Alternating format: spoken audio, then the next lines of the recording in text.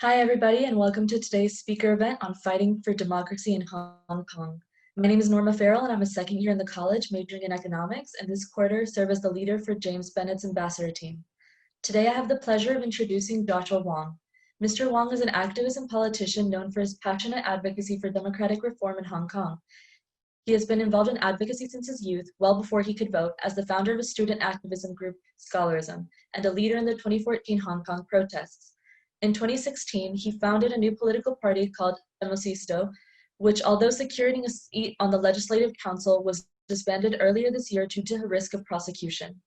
In 2018, Wong was nominated to receive the Nobel Peace Prize by a bipartisan group of US lawmakers and participated in the Congressional Executive Commission on China in the US Capitol. This year, he published a book called Unfree Speech, The Threat to Global Democracy and Why We Must Act Now, and ran for Legislative Council position, although his nomination was declared invalid. Moderating today's program is James Bennett, former editor of the editorial page of the New York Times. Under his tenure, the New York Times opinion page won two Pulitzer Prizes, including its first such award for editorial writing in more than 20 years. James is currently a fellow in the IOP Pritzker program and will be hosting seminars open to students on Thursdays. We invite y'all to register for his upcoming seminar tomorrow at 3:30 p.m. and to sign up for James's office hours. Thank you and welcome.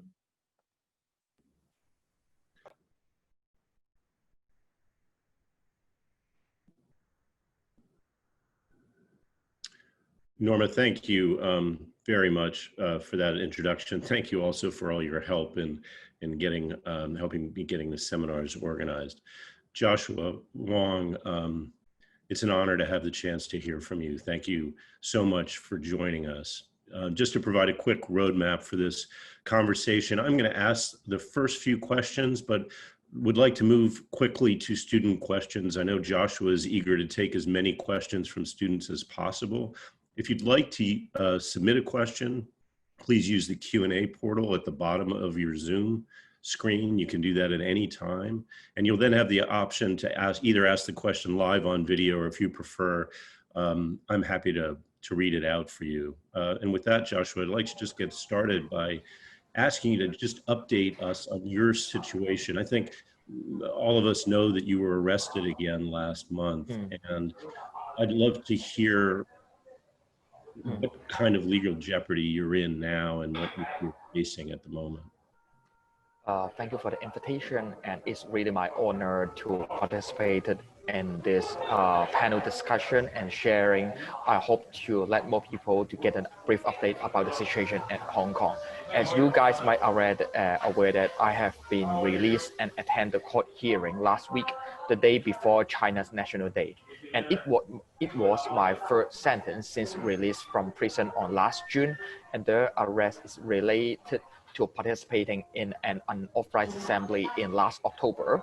The police claimed that I violate the draconian anti-mask law, which was earlier ruled partially unconstitutional by the High Court in Hong Kong.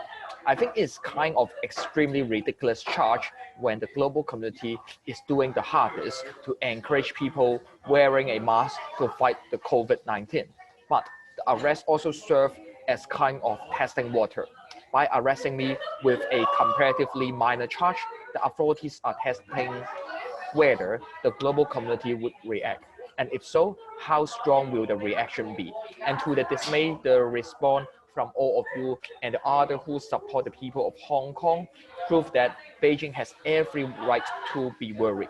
So I was briefly detained for a couple of hours and released. And right now, I remain free for the time being, although court trials are scheduled one after one in the upcoming months. And now I have 6 charges to face, and that's why I cherish every opportunity to share and exchange ideas with all of you guys in Chicago. And I'm not sure, but in the worst scenario, I may face a maximum of 5 years in jail for unauthorized assembly and 1 year for wearing a mask.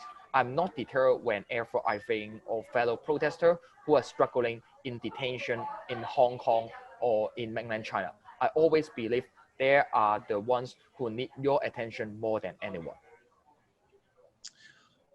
Can you talk a little bit about what the climate of dissent is like now in Hong Kong? The Wall Street Journal reported recently that the new, so-called security law is really having a chilling effect, and they said causing many opposition voices to fall silent. I wonder if that's what you're seeing, and whether there's also been a real effect on the media, the press there. Yeah, as you guys might aware that Beijing promised to implement one country, two system in Hong Kong to show the uniqueness of Hong Kong and differentiate this global city to mainland China. But from my observation is how they eroded the city from one country, two system to one country, one system. I think people might not really heard about the draconian national security law, and in fact, it targets democratic activists like myself. But it is a repressive tool against protesters and destroy the criminal justice system in Hong Kong. Under the pretext of national security, this law purport to target acts of collusion with foreign force. Beijing did not define what is collusion, but it will wield massive discretion power to punish activists and cut off Hong Kong from international society and their crucial support on the other. And I think people might also ask the question, national security law quite seems to be common around the world. Even United States has its national security law. So why we oppose it? I think one of the reasons is we recognize national security law in Hong Kong is kind of speech crime, and it's not about national security. It's about the Communist Party security. And this law also gives far-reaching power to the executive to control whom to prosecute it and whom to judge the cases, and dismantling independence of the judicial system. After the arrest of pro-democracy media tycoons Jimmy Lai in August, I know that the risk of arresting and extraditing me to China became higher. And I wish to give some of the update figures. In Hong Kong, here is a city with only 7 million population, but with almost 10,000, more than 10,000 Hong Kongs were arrested, 1,600 protesters under prosecution. More than 100 of us were detained or locked up in jail right now, and 12 of us even physically being secretly detained in mainland China. And and with the situation that we face is every 700 people in Hong Kong, at least we have one have been arrested by the governments. The youngest one have been arrested by Hong Kong police at the age of 11. Is still a primary school kid. And the oldest one at the age of 84. So this is kind of cross-generation suppression from the generation of baby boomers to the generation of Gen X and millennials. All they have to silence our voice. And even I wrote a number of books and include one of the book named Unfree Speech that describe my life in prison or etc. Those books were also banned in Hong Kong Public Library. So I would say that to sum up, while I dedicated myself continue to fight for democracy, but the serious crackdown already implying that Hong Kong is not Hong Kong anymore. But with the spirit of Hong Kongers, we still wish to keep on the fight. I'm going to urge the students again to please in the game here. We'd love to hear from some of you. In the meantime, I'm going to keep going and ask you a couple more questions, Joshua. I really enjoyed reading and learned from your book. Congratulations on it. I'm curious to hear a little bit about you, I guess. One of the striking themes one encounters throughout your memoir is the role of your own faith in your activism. And I'm curious to hear you talk a little bit about how connected is your own upbringing in the church and your own faith experience to your political activism, if at all. Yeah. As the one who born in a Christian family, my parents and the church always encourage us to be the salt and light in the society. And my name Joshua also come from Bible because my parents, my dad and my mom, wish me to be just act like Joshua in Bibles to fight and uphold our belief in social justice. And apart from it, I think one of the starting point for me to engage in street activism is I aware that instead of following the traditional path, graduate from those high-profile university, entering the government, work as a professional. Instead of wait until graduate and leave the campus, we can make change even we are still a student. And that's why I start to engage and care about politics at the age of 14 when I was still in high school. When Hong Kong government and Beijing decide to implement the evil law and force every student to learn the national education subject. But it's not about national education. It's about not only love the country, but even loyal to the communist regime. And that's my starting point from the student activist group. And finally, in 2012, which is 8 years ago already, mobilized more than 100,000 Hong Kongers, surrounded the Hong Kong government headquarters, and hope to send a clear signal. Those upper class elite belongs to the ruling class must listen to the voice of young generation. Joshua, we've had a question from the students. If you could say again just how many people are now incarcerated for protesting, and I think it might be good for this group to hear about those particularly who've now been incarcerated on the mainland for trying to leave Hong Kong. Yeah, I hope to give a brief update on it because in Hong Kong, we have only 7 million population, but more than 10,000 people were arrested already. But 10,000 of us at least is arrested by Hong Kong police. But 12 Hong Kong youths, I think they deserve more and more support. So I hope to give a brief update. 12 Hong Kongers, all involved in the protest last year, were seized by China's Coastal Guard when fleeing to Taiwan for political refugee in late August. All of them now are detained in China, with the youngest age 16. One of them is a Portuguese national, and others, two of them also hold the British overseas passport. In fact, for 3 weeks on, all detainees have been reportedly blocked from lawyers that their family instruct. Some of the young people suffer also in depression, whose medication is refused. The Chinese authorities are eager to hunt down fleeing activists who seek refugee abroad in an attempt to kill the morale of the year-long democratic movement. Worse still, they can be the first cases that Hong Kongers will be charged and tried under national security law within China's jurisdiction, and even forced to confess on television. So to sum up, I would say that as the one who have been arrested by Hong Kong police, prosecuted in Hong Kong court, and serving jail sentence in Hong Kong. Now, 12 teammates of Hong Kong protest group were detained in mainland China. And even why, when they hoped to take the boat from Hong Kong to Taiwan, was suddenly arrested by China coastal or the police, is because how the Beijing authorities set the trap and led them to leave the Hong Kong water and to arrive to China water. And when they just arrived at China water, all of the Chinese police suddenly detained them. So I think it's a trap set by the authorities that wish to generate the chilling effect. Joshua, I'd like to read you a question we've got from Matthew Benavides. Matthew, I apologize if I mispronounced your name. He's a student in the college, and he asks, what might we expect to see in 2047 when Hong Kong is handed over? Will it just become indistinguishable from any other part of China? I love this question a lot, and we can't wait until 2047 because now is how Beijing try to turn Hong Kong to be the next Xinjiang and Tibet. Yesterday Xinjiang, today Hong Kong, tomorrow Taiwan.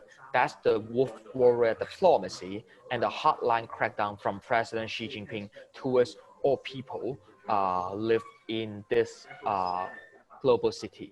And originally a few years ago, we always predict in 2047, when I reach the age of 51 or 50, Hong Kong might be turned to be one country, one system. But after the national security law is implemented, we already aware that we doesn't need to wait until 2047. Even in 2020, around half of the 50 years unchanged policy has been passed in Hong Kong, which already proved that how the authorities betray and ignore the promise in the Sino-British Joint Declaration that filed in the United Nations. And they just broke the promise and just erode on the autonomy that originally enjoyed by Hong Kong. So I would say that Hong Kong is not the global city that we understand in the previous day. And now Hong Kongers are the ones who stand in the forefront to confront the largest authoritarian regime crackdown. And that's why we hope to keep Hong Kong under the global spotlight. Joshua, I have a question from Fernanda Ponce. Sorry if I'm mispronouncing the name. The student in the class of 2023. And she asks, in what ways do you anticipate the global moment of protest and struggle against militaristic authoritarian governments to unite young people and further advance the fight in Hong Kong and the world for human rights? I love this question a lot because since the 2 out of 7 million population in Hong Kong took to the street within the same day on last June when I was still locked up in prison, I already realized that it's not only about the fight of Hong Kongers, it's also about when Hong Kongers organized the protest on last October during the Chinese National Day. More than 50 cities around the world, around 50 cities have Hong Kongers and overseas supporters to organize the protest to stand with Hong Kong. And with the military threat of China towards Taiwan, and also how it explains its wolf warrior diplomacy and its influence in Asia, I think it's really deserves more and more people around the world to pay attention to Hong Kong. And I think in the upcoming future, how to enhance the global solidarity and unity, which would be really matter. Because no matter the NBA political censorship or how Blizzard punish the gamers that support Hong Kong people, and even about the Disney movie of Mulan that that thanks for the support from the Xinjiang government. I think those examples also implying that how China become the threat to the world is not only the matter of anyone live in China's territories, even for Westerners, even for people live in the United States, when they watch the NBA games, or they just play the games from Blizzard, China will also imply the censorship and to give the threat to it. I think in the book you refer to Hong Kong as a kind of canary in the coal mine for freedom globally. And I guess I'd love to hear you a little more on the thought of why your fight is actually a global fight. I'm not sure everybody's familiar with the NBA example. Maybe you could talk about that in a little more detail, and what you see as China's ambitions in the world. I think no matter from how NBA or how the Blizzard example, I think those are also some of the cases that implying that how the threats of China matter for daily life of people live in Europe or live in United States. No matter for NBA game players, for the basketball player who support Hong Kong, result in the censorship in mainland China in the social media of Weibo, or how about the Mulan Disney film, one of the main characters, Liu Yifei, as the one who endorsed the Hong Kong police brutality and being backfire, and people also launched the campaign of boycott Mulan.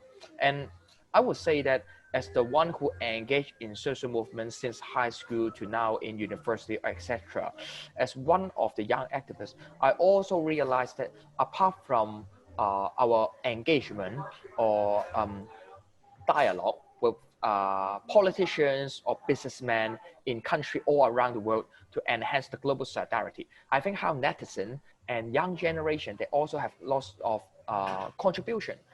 For example, in Asia, we have one hashtag or idea named Milk Tea Alliance, which means that for the country with milk tea, no matter Thailand, Taiwan, and Hong Kong, those places or city where people that against the authoritarian regime crackdown, and we will support each other with the universal value that we cherish, which include democracy, freedom, and human rights. Thank you. I think we have a question now from Rahul Gura, who will ask his question live. Please turn your camera on, Rahul, and take it away.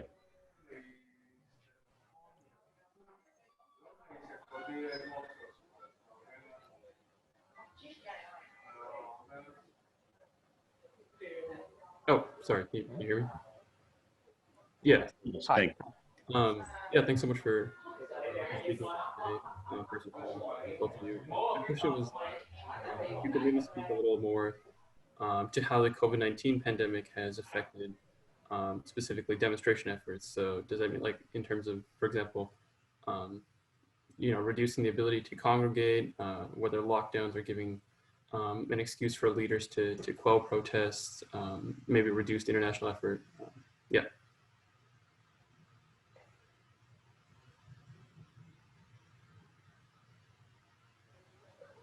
So for the coronavirus export from Wuhan in mainland China to countries all around the world, I think it already implies how China or Beijing authorities is the one lack of transparency or check and balance, how they punish the whistleblower and to ignore how the damage of the coronavirus spread to the world. I think that's the issue that world leaders should recognize. And in Hong Kong, for our protests, even the number of confirmed cases dropped rapidly within the past 2 months. Beijing and Hong Kong government still use this excuse to stop all of our protest rally, demonstration, and etc. Which means that how Beijing authorities take advantage from the COVID-19 to silence the voice of dissidents. And for normal citizens, when they go to street, line up outside the supermarket, etc., none of them might be punished.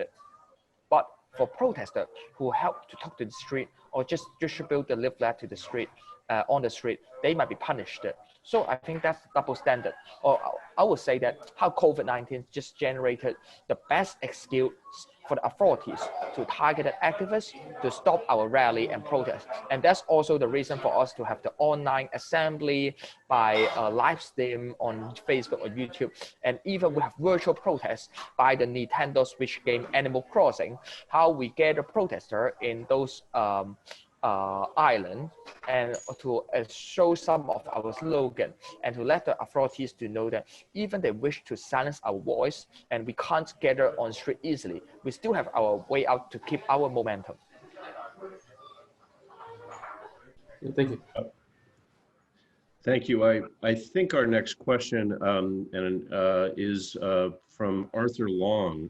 Arthur, are you there, able to turn on your camera and ask your question, please?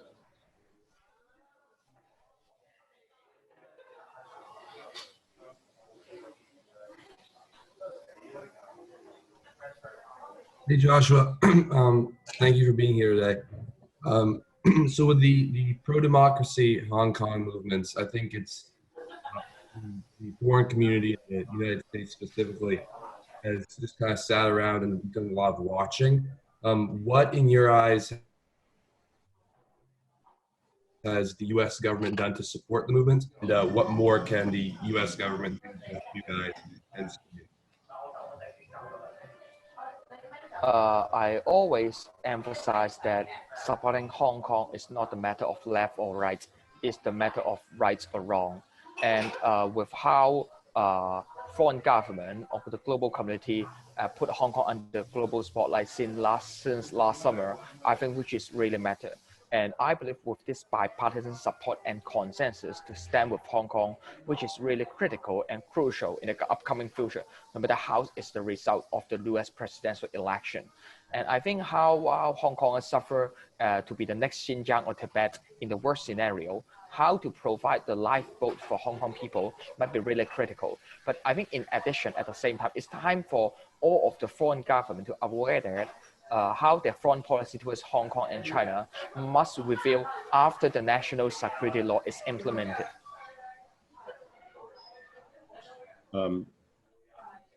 Joshua, our next question is from Professor Johanna Hansmeer.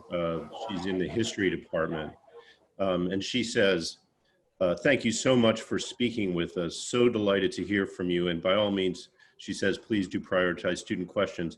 I'd be curious to hear your perspective on generational differences within Hong Kong. This is a theme in the book as well, by the way. What prospect do you see for making the case for universal democratic or human rights values?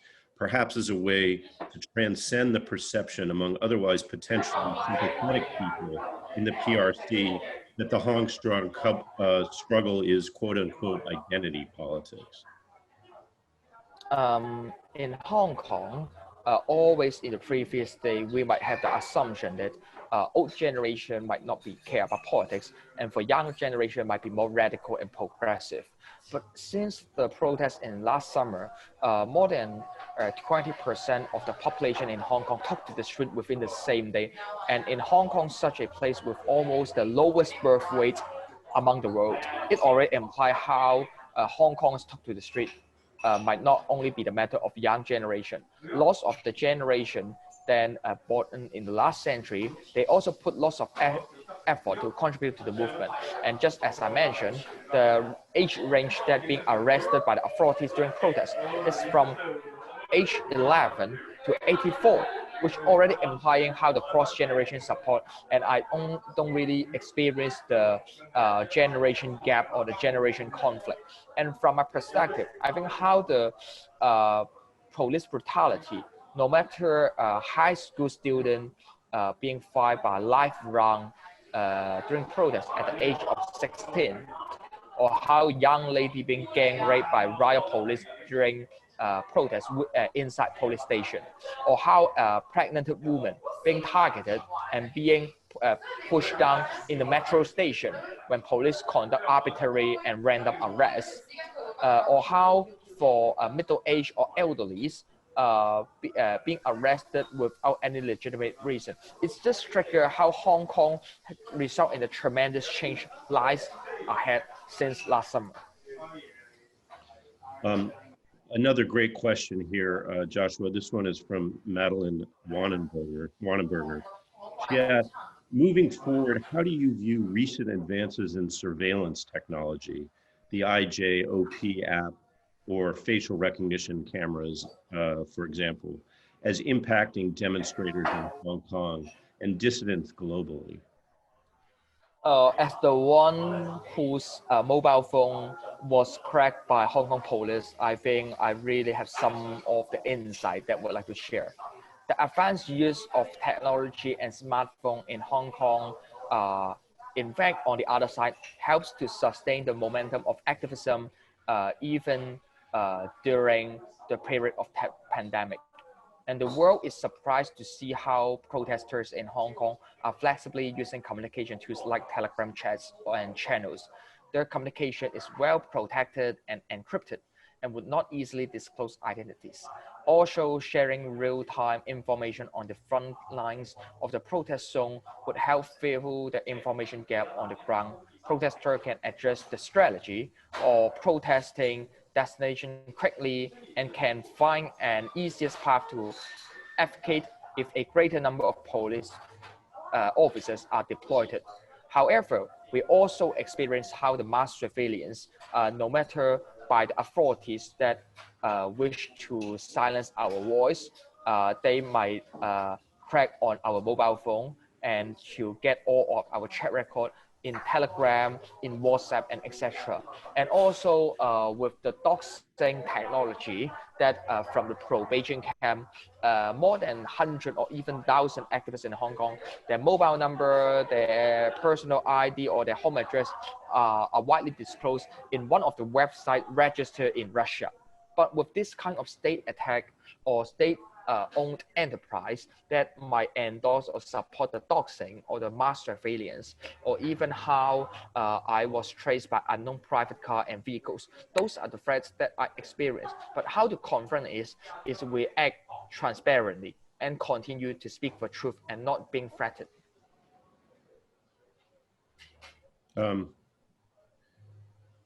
Here's a question from Gregory Wong.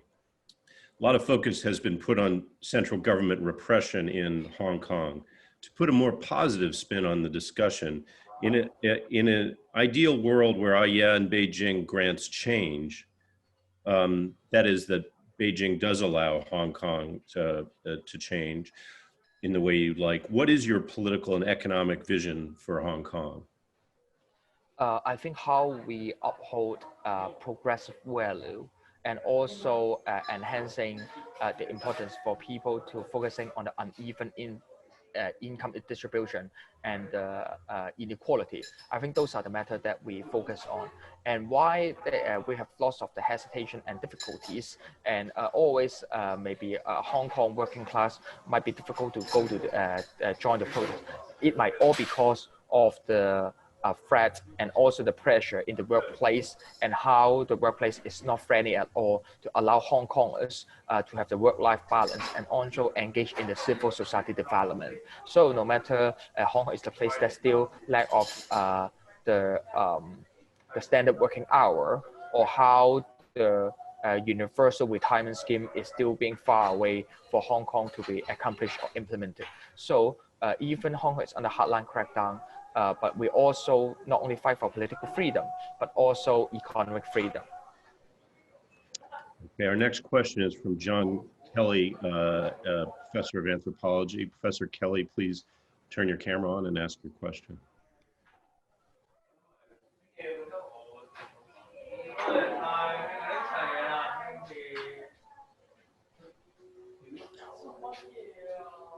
I think you're still muted. There you go. Sorry about that. Joshua, thank you very much for joining us. And I have a question that's really about scholarship. International scholars, foreign scholars want to help. Does it help for international scholars to come to Hong Kong, to do research in Hong Kong, work with local faculty members and professors and other scholars in Hong Kong? Or does that put people at risk, or does that support them? I believe even under the hardline crackdown from the national security law, if more of the scholars around the world would come to visit Hong Kong or even conduct research here, it will be beneficial for civil society development. At the same time, if more of the scholarship could be provided for Hong Kongers under such difficult timing, it will also beneficial to our future development. Good. Thank you. Just to follow on that, to ask a question that I think I saw flash by in the chat earlier from Letty Ho, could you lay out any more specific ideas for what people could do internationally to support the movement in Hong Kong? First, I would say that follow the Twitter account that set up by Hong Kong people, which is really important, because Hong Kongers, just like me, we will update the protests and the situation of our demonstration or our democracy movement every day in English on Twitter. So follow our Twitter will be extremely important. Secondly, now the highest priority for activists in Hong Kong is to save the 12 Hong Kong youths right now detained in mainland China. So we are having kind of online campaign that wish more people around the world to join our global petition, to sign on it and to support us. And thirdly, I think apart from follow us on Twitter, joining the petition, I think how to encourage your senator or congressman or the government official to care more about Hong Kong will be really important right now. Okay, next, Monica Gray, I believe, has a question. Monica, please turn your camera on and ask the question.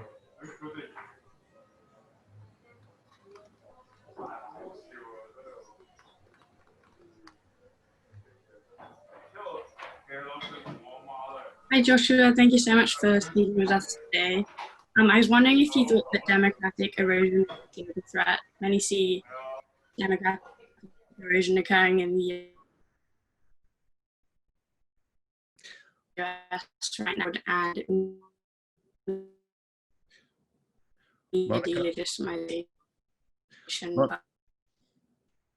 Monica, I'm afraid you're fading in and out, but fortunately I have your question in text here, and I'm going to just quickly read it in case Joshua didn't hear it either.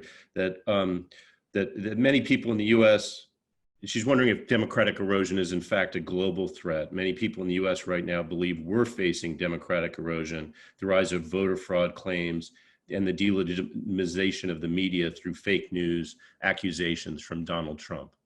Thank you very much, Monica. Joshua, you're muted now. Yeah, no matter the retreat of democracy or democracy revolution is also experienced by the Western world in the previous 5 to 10 years. No matter the uprise of the populism movement or how the misleading propaganda or the spread of fake news, those elements are also disadvantage for the upcoming development of our democracy system around the world. And in Hong Kong, I think it also implies for people in United States, even or people in Europe, even they have lots of criticism or hesitation, at least they can still have a say by the vote. But for Hong Kong people, we even can't deserve and enjoy the right to elect our administration. And that's why I think for Hong Kong activists, we should have more collaboration or also understanding on what's happening around the struggle around the world, no matter in Thailand and Belarus or etc. How we could have more mutual understanding, or we say even we might come from different country, having different kind of historical path or cultural background, how we also stand as one with solidarity to uphold those universal values that we believe in. I think the global civil society development which will be really matter. Joshua, there's a pause in the questions from students. I'd like to give you a chance to address a skeptical question that was asked in advance by a couple of students, something I know you've had to contend with before. Their concern was that whether the movement is in fact acting as kind of an agent for the U.S. government against the Communist Party in China. How do you, this is a suspicion that has in some ways dogged the movement for years. How do you address that? How do you respond to that?